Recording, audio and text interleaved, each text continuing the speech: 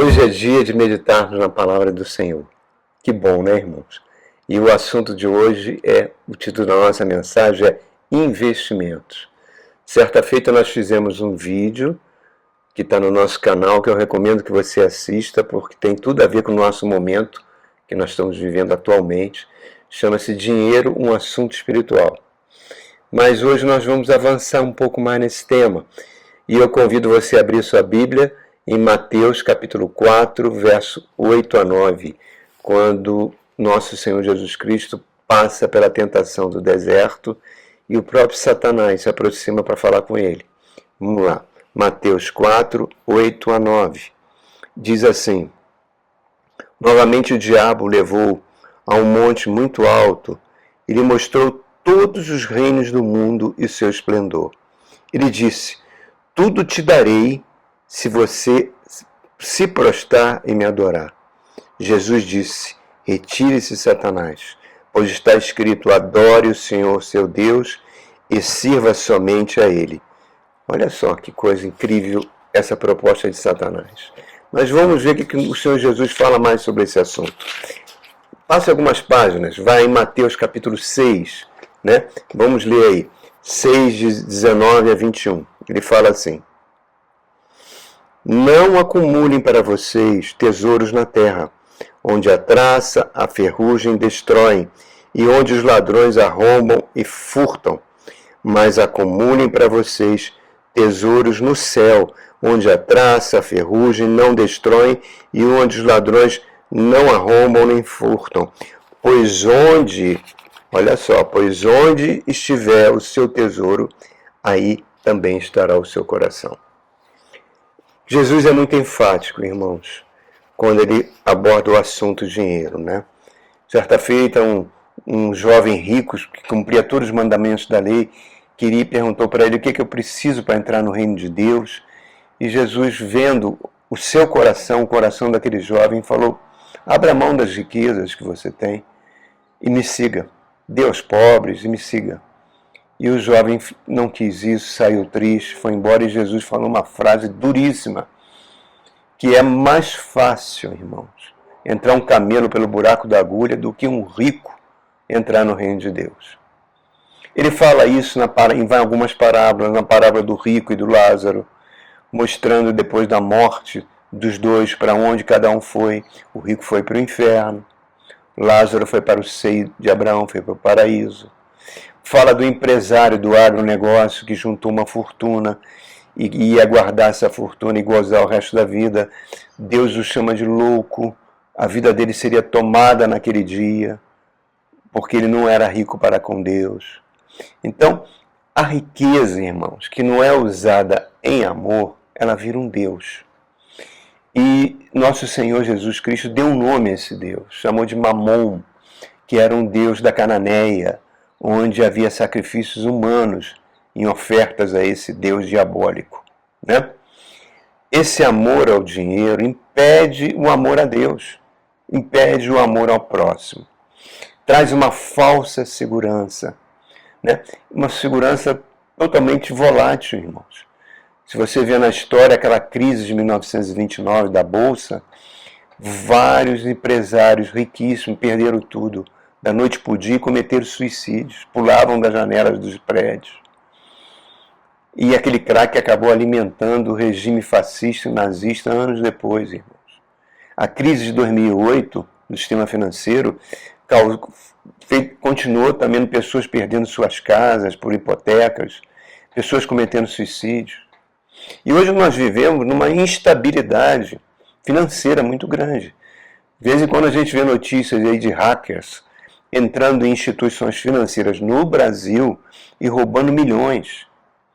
Tem uma série que eu achei muito interessante, feita por aquela atriz inglesa Emma Thompson, uma ficção chamada Years and Years, Anos e Anos, onde ela, assim que assume o poder, depois de uma eleição na Inglaterra, o Trump, presidente dos Estados Unidos, no primeiro mandato dele, no último dia do seu mandato, ele lança um míssil numa ilha da China, um míssil atômico, e causa um caos no sistema financeiro do dia para a noite. Todas as contas bancárias no mundo todo foram perdidas. Pessoas correndo para a porta do banco, batendo. Você pode dizer, isso é uma ficção? Será, irmão? Será que isso não pode acontecer? Né? O sistema financeiro é muito fácil ele entrar em colapso. É isso que Jesus está falando. Traças, ladrões, ferrugens, roubam o tesouro. O tesouro que baseia-se no dinheiro, que tem esse poder de controlar a psique humana. Gera um desejo sempre de acumular cada vez mais, né? Gera uma insaciabilidade, a pessoa fica insaciável. Dá uma falsa sensação de poder que muitas vezes leva as pessoas a destruírem seus oponentes. Basta ver o exemplo da história. As nações mais ricas ficaram ricas porque elas escravizaram povos, saquearam países mais pobres, derrubaram governos, colocaram ditaduras no poder para que elas facilitassem a abertura das riquezas minerais desses países pobres. Enfim, e o dinheiro é o grande produtor e a grande gênese de todas as guerras. Esse faz parte do pecado da cobiça, né, que é alimentado pelo amor ao dinheiro. Esse diálogo entre Satanás e Jesus Cristo está mostrando para nós, a Bíblia está mostrando para nós, as Escrituras Sagradas estão mostrando para nós, que é o diabo que controla o sistema financeiro desse mundo. Ele fala, todas as riquezas do mundo são minhas. Foi-me dado, Adão deu para ele. Tudo me pertence aqui nesse mundo. É o príncipe desse mundo que controla os sistemas financeiros. Há uns 20 anos atrás, mais ou menos, teve um filme com Al Pacino muito interessante, chamado Advogado do Diabo, onde ele levava os demônios a atuarem nas vidas das pessoas para que elas consumissem cada vez mais, para que elas apostassem cada vez mais, né? E controlava a mente e os corações. Atrás da aposta, de consumismos, irmãos, escravidão em seres humanos cada vez mais presente. Isso vai afastando Deus da vida das pessoas. Vai plantando desejos que atiçam a cobiça. Algumas verdades aqui sobre o amor ao dinheiro. Primeira coisa que o amor ao dinheiro faz é esquecer que a vida atual que nós estamos levando é um ensaio para a eternidade, para a vida eterna. Se eu viver 100 anos de idade, vai ser um pontinho do que me resta da vida eterna. Porque a vida eterna é o objetivo da nossa existência, irmãos. O ser humano tem sede do eterno. Né? O ser humano, Deus plantou no coração humano o desejo pela imortalidade. A morte é uma coisa totalmente desfigurada. Né? É um portal para a vida verdadeira. Só que aqui nessa vida nós temos muitas opções de investimentos. Podemos investir em ações, dólar, imóveis, enfim, em vários tipos de riquezas humanas. Mas na eternidade a gente só vai ter 2 oportunidades de fazer 2 investimentos. Ou viver com Deus para sempre, ou viver fora de Deus, num ambiente chamado inferno. Olha só, irmãos, como isso é sério.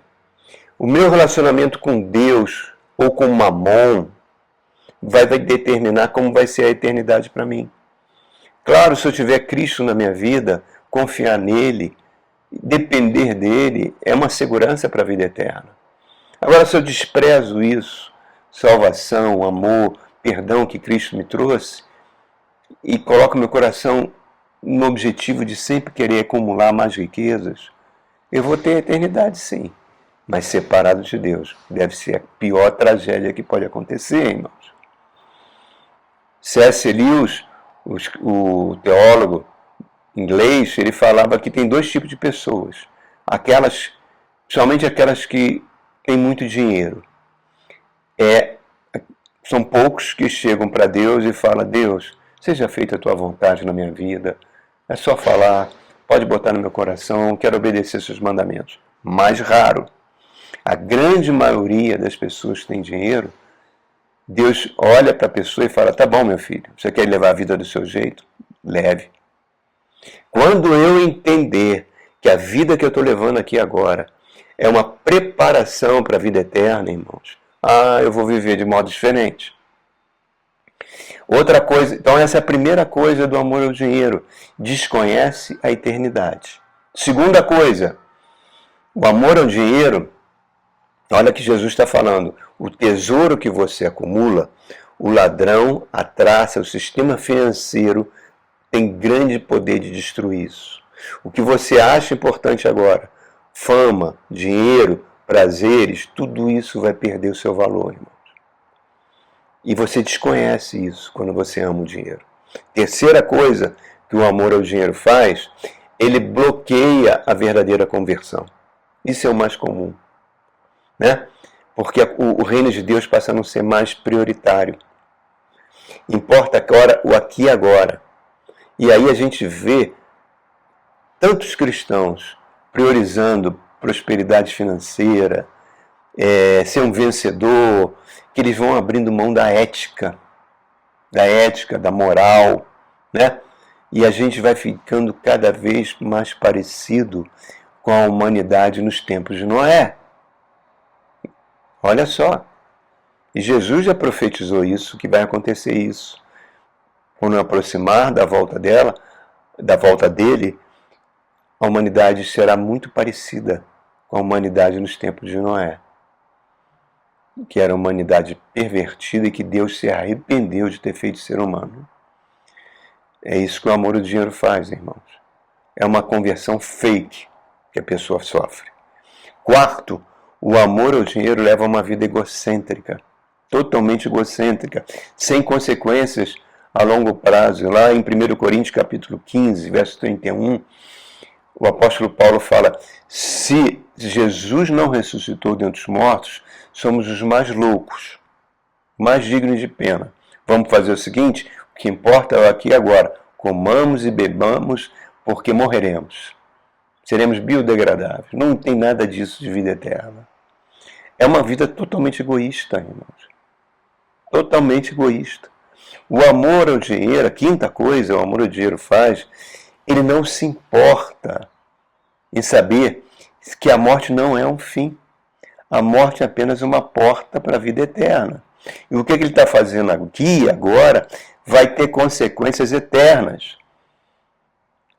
C.S. Lewis, ao escrever as Crônicas de Nárnia, ele fala em determinado momento que a nossa vida agora é a capa e a contracapa de um livro, mas que a vida eterna é o conteúdo desse livro, onde cada capítulo, se você tem Cristo no coração, será melhor do que o outro.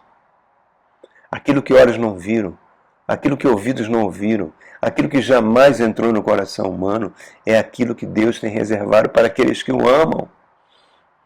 Olha que coisa incrível, irmão. Mas o amor ao dinheiro não se importa com isso. Sexta coisa que o amor ao dinheiro faz é a preocupação em investir, em dar segurança ao dinheiro, em proteger o dinheiro, né? Ele não está preocupado com a eternidade que vai durar para sempre. Ele se preocupa com algo volátil. Ignora o que nós estamos fazendo agora, está nos preparando para a vida eterna. Satanás, nós vimos nessa passagem bíblica, que ele ofereceu as riquezas e os reinos do mundo a Cristo. Cristo recusou, primeiro porque é enfático, o amor a Deus vem em primeiro lugar, e segundo, que o brilho desse mundo é passageiro, irmãos, mas a glória de Deus é eterna.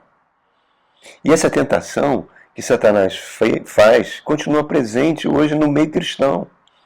Ele continua oferecendo as suas bandejas de ilusão e muitos aceitam, irmãos, inclusive dentro das igrejas.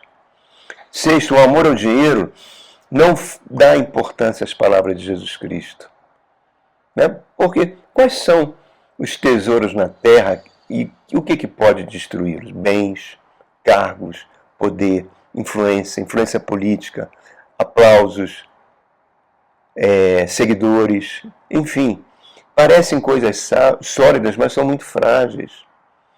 O diabo está sempre oferecendo essas bandejas para desviar os cristãos da verdadeira fé. Por isso que Jesus está falando da traça. A traça é aquele bichinho que no armário come a nossa roupa, né? Vai desgastando com o tempo. fazendo que tudo envelheça, que os bens envelheçam, que o poder acaba, que a fama se apaga. A ferrugem fala de corrosão, corrosão interior, corrosão moral, né? Corrupção interior que os seres humanos que amam dinheiro têm. Orgulho, vaidade espiritual. Ladrão, perda repentina. De uma hora para outra a pessoa está num escândalo financeiro, numa queda moral, numa crise que destrói reputações. Então, diante de tudo isso que eu apresentei que o amor ao dinheiro pode fazer, quais seriam então os investimentos corretos, né? Vamos ver aqui. Jesus fala em Mateus 25, lá do verso 31, 46, que quando ele vier, ele vai colocar um trono, se sentará nesse trono e julgará todos os vivos e mortos, que vão ressuscitar e estar diante dele. Os anjos vão separar a humanidade em dois grupos. Um ficará à esquerda, que serão chamados de cabras ou cabritos, e outros à direita de Jesus, que serão chamados ovelhas. Observe o seguinte: Jesus vai virar para as pessoas à direita e vai falar: bendito, bem-aventurados filhos, bem-aventurados é o reino que meu Pai preparou desde a fundação do mundo. Porque eu tive fome, você me deu de comer, tive sede, você me deu de beber, estive nu, você me vestiu, preso, me visitaste. Aí essas pessoas que estão à direita vão falar: mas Senhor, quando é que nós fizemos isso? Não, nós não fizemos isso contigo. Não te vimos nu, com fome, etc. Não foi. Aí Jesus vai falar: mas toda vez que você fez a um ser humano isso, um gesto de amor a um ser humano, você está fazendo para mim. Aí ele vira para os que estão à esquerda e fala: malditos que estão separados para o inferno, reservado para o diabo e seus anjos. Olha só, porque tive fome e não deste de comer, tive sede e não deste de beber, tive nu, não me vestiste, enfim, ignorou minha presença do mundo. Levou uma vida egocêntrica, só pensando em você mesmo. Aí essas pessoas vão retrucar: mas não, Senhor, nós fizemos milagre no teu nome. Nós pregamos o evangelho para todas as pessoas. Não. Mas Jesus fala: eu não conheço. Mas eles vão retrucar de novo: mas quando é que a gente viu o Senhor com fome, com sede, com frio? Ele falou: quando vocês deixaram de fazer a outras pessoas, os pequeninos estão deixando de fazer a mim.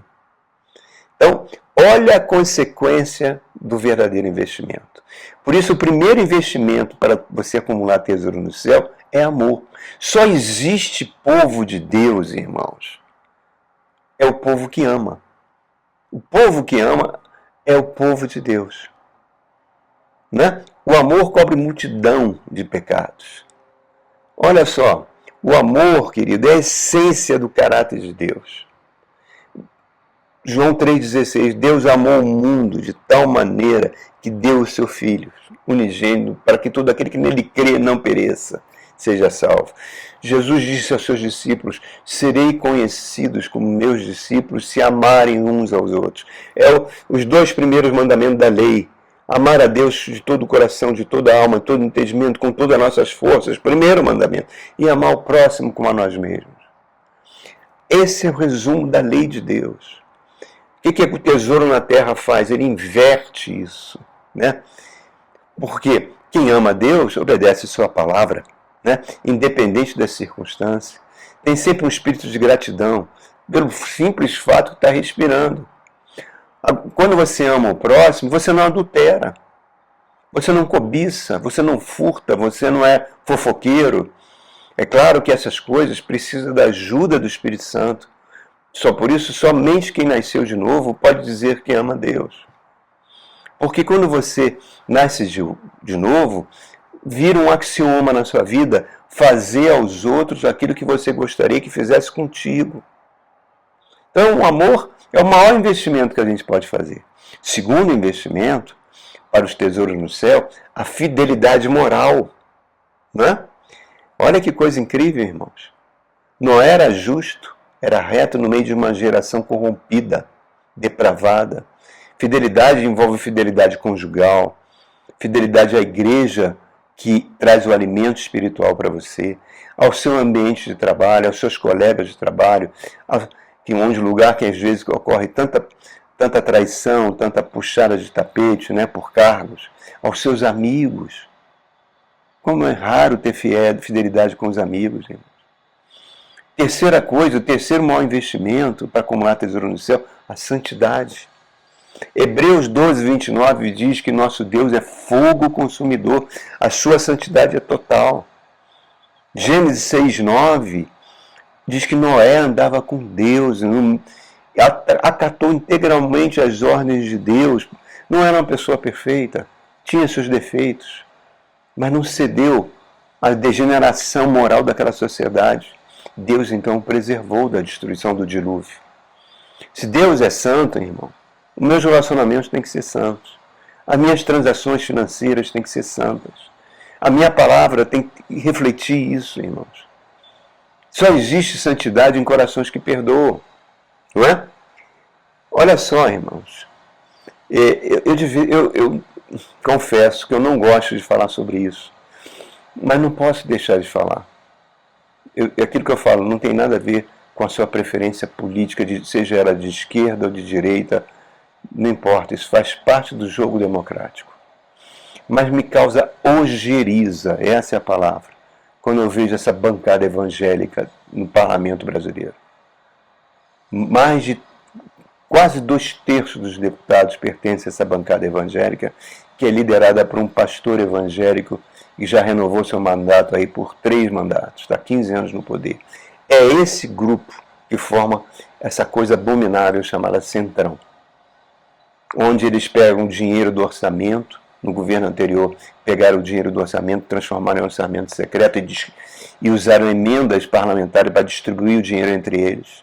Emendas que não foram muitas vezes usadas, né? Está sendo provado agora pelo STF que muitas dessas emendas eram para desvio de dinheiro, para enriquecimento de familiares desses políticos.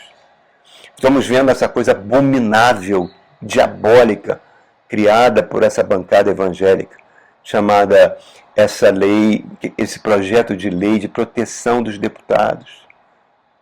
A PEC do bloqueio, a PEC da blindagem de deputados criminosos que cometem crimes. Tudo isso é feito por pastores que estão na política, irmãos. Onde está a santidade disso? E essas pessoas vão nas igrejas pedir voto, estão lá porque as igrejas colocaram esses homens que estão fazendo essas maldades todas no poder. Criam leis para se autoprotegerem, não serem investigados. Então, onde está a santidade disso, irmãos? Se Deus é santo, nós temos que ser santos. O quarto investimento que a gente pode fazer para a eternidade é sermos pessoas generosas. Eclesiastes 11 diz: lança seu pão sobre as águas, que um dia ele vai voltar. É dar sem esperar receber. É melhor semeadura. Marcos 4 fala que a regra básica do reino de Deus é essa. Atrai a atenção de Deus. Vê aquela viúva pobre com 2 moedinhas, que muitas pessoas colocando no gasofilaço do templo, não atraíram, colocando muito dinheiro no gasofilaço, não atraíram a atenção de Jesus, mas aquela viúva, com as suas 2 moedinhas, atraiu a atenção de Deus na pessoa de Jesus Cristo. A viúva que sustentou Elias com seu único pouquinho de azeite que ela tinha para fazer um bolinho depois para ela e para o filho, depois os 2 iam morrer de fome, o país estava passando por uma fome de 3 anos, Elias fala: não, você vai dar esse bolinho para mim. Quando ela dá o bolinho para ele, o que acontece? O azeite vai se multiplicando, ela vai pegando as vasilhas do lado. Então, eu fiz as contas, irmãos. Durante 1.277 dias, ela confeccionou e vendeu 3.832 bolinhos, sustentou seu filho porque foi generosa. Porque foi generosa. Vê a história da Sunamita, o profeta Eliseu passando, ela era uma mulher rica. Ela convence o marido a fazer um quartinho para Eliseu, toda vez que ele chegasse na cidade, tem um lugar para ele dormir, para fazer suas leituras. Eliseu chega para ela: o que você quer? O que você quer pedir a Deus? Eu: não quero nada não, profeta. Eu tenho tudo, eu vivo bem com o meu povo. Aí o servo de Eliseu fala: ela não tem filhos. Então ele fala: olha, o ano que vem você estará grávida e Deus vai te dar um filho. Ela: não, profeta, meu Deus. Ela fica tão feliz, engravida, nasce aquela criança. É a alegria da casa. Quando aquele menino atinge a idade de 12 anos, ele morre. Ela monta num jumentinho, vai correndo atrás do profeta Eliseu. Chega para Eliseu: olha, não te pedi nada, não te pedi nenhum filho, agora o filho que tu me deste, ele morreu. Eliseu volta, clama ao Senhor pela vida do menino, o menino ressuscita, ele entrega a mãe. Depois tem uma guerra no país, os assírios destroem o reino do norte todo. Todo mundo perdeu suas propriedades. Essa mulher vai ao governador da Síria, que estava lá no reino do norte, né? Na região da Samaria, e fala: eu tinha propriedades aqui, eu tinha aqui minhas escrituras. Deus toca o coração daquele homem, ele restitui tudo para ela de volta. Por quê? Porque ela foi generosa, irmãos. Jesus, as únicas palavras de Jesus que estão registradas fora do Evangelho e fora do Apocalipse, está em Atos capítulo 20, quando o apóstolo Paulo diz que Jesus fala que é melhor dar do que receber. É a parábola do bom samaritano também. Então, vamos ser generosos, irmãos. Generosos com as pessoas que nos servem. Generosos com as pessoas que nos pedem. Né? As nossas necessidades, os necessitados testam a nossa conversão, o nosso evangelho. Aproveite as oportunidades de doar, que Deus coloca diante de você. Ajude a sua igreja financeiramente. Ajude. Por quê? Porque é um investimento correto. Sempre terá retorno, irmãos. Deus nunca é devedor, Ele abre as janelas do céu. Eu sou testemunho disso na minha vida. Já passei por situações financeiras dificílimas e eu vi Deus atendendo. É uma lei espiritual. O reino de Deus funciona assim, Marcos 4. Você semeia, não sabe como vai colher e depois você colhe sem saber como. Quantas testemunhos já aconteceram na minha vida onde eu tive a oportunidade de ser generoso e muito tempo depois eu recebi muito mais, mas muito mais do que eu merecia, do que eu tinha dado. Então seja uma pessoa generosa, irmão. Isso é um ótimo investimento para a humanidade. Amar, buscar ser santo, né? Buscar ser generoso, fidelidade, 4 investimentos fantásticos que você pode ver.